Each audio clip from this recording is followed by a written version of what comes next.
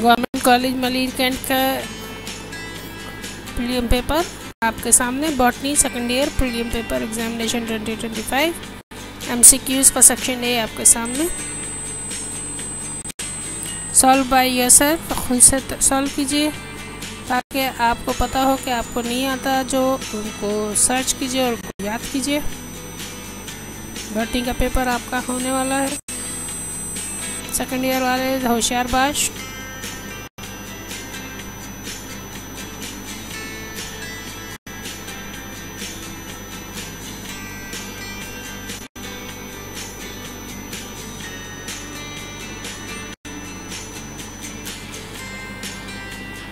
Section B short question answers 16 marks का।